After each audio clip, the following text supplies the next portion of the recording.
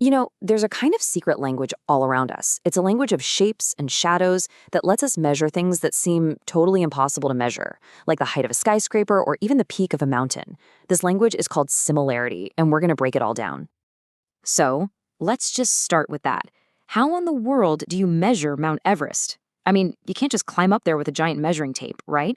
It sounds impossible, but it's these kinds of crazy problems that make you wonder, how do we even know these things? Well, the answer is way cooler and honestly way more clever than some giant ruler. It's a simple idea that connects a tiny shadow on the pavement to the tallest mountain on Earth. And today, we're going to unlock that secret. To get to that secret, we have to start with one core idea. It's a concept you've actually seen thousands of times. You just might not have put a name to it. Okay, so you probably remember the word congruent from math class. Congruent shapes are basically exact clones. Same shape, same size. Easy enough. Well, similarity is like its more relaxed cousin. Similar figures have the exact same shape, but they can be totally different sizes. Think about it like a photo on your phone versus a tiny passport-sized print of it. Same picture, different scale. And this makes a ton of sense when you think about it.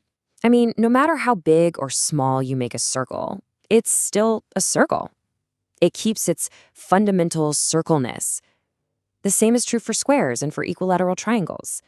The shape itself never changes, just how big or small it is. So here it is, the official definition that's going to be our foundation for everything else. Just burn this into your brain. Same shape, but not necessarily the same size. That's it. But, okay, how do we prove that two shapes are similar, especially when they're more complicated than a circle or a square? Well, as you'd expect, geometry has some very specific rules for that.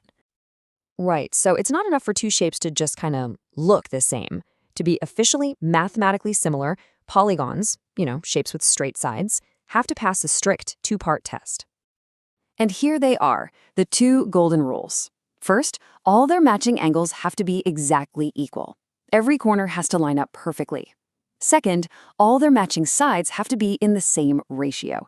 That just means if one side is, say, twice as long as its partner on the other shape, then all the sides have to follow that exact same 2-to-1 deal. Now, this is where it gets really interesting. What if a shape only checks one of those boxes? Is that good enough?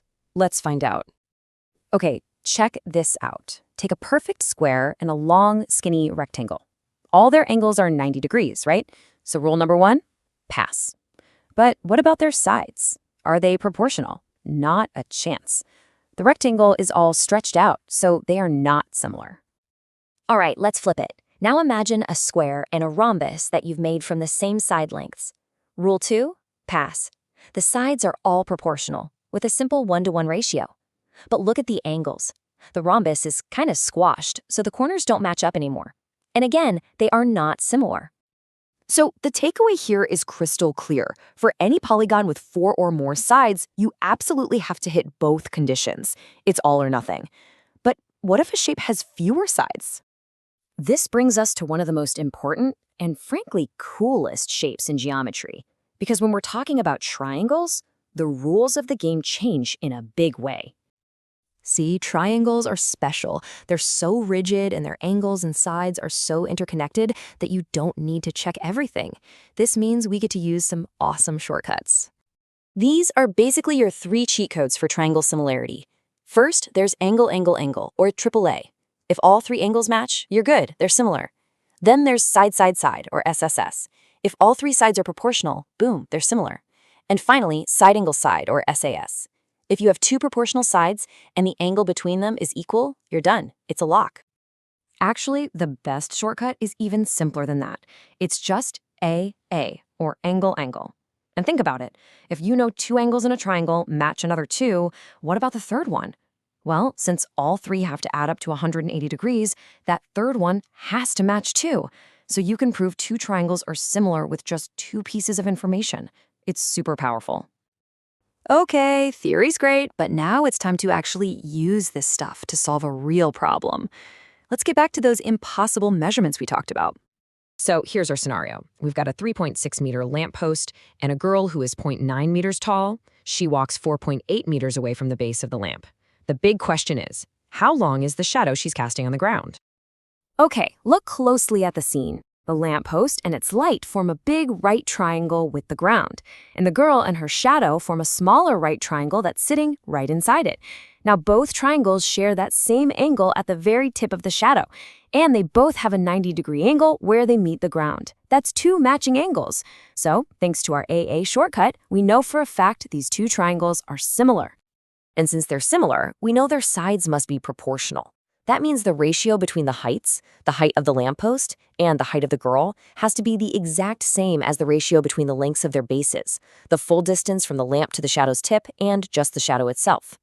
So we just set up that equation using the numbers we have. We do a little bit of algebra to solve for that one missing piece, the shadow length, and we get our answer. The girl's shadow is 1.6 meters long. We just measured something without even touching it, all because of similar triangles. And this brings us right back to where we started. This exact logic, using shadows, angles, and the unbreakable rules of similarity, is how we measure the giants. It's how you measure a flagpole, a skyscraper, and yes, even Mount Everest. It's the same math, just on a much, much grander scale. So the next time you're outside and you see a shadow stretching across the ground, just remember the incredible geometry that's hidden inside it. And ask yourself, what other secrets? What other massive distances and towering heights are being measured all around us? All thanks to this simple, beautiful idea of just having the same shape, but a different size.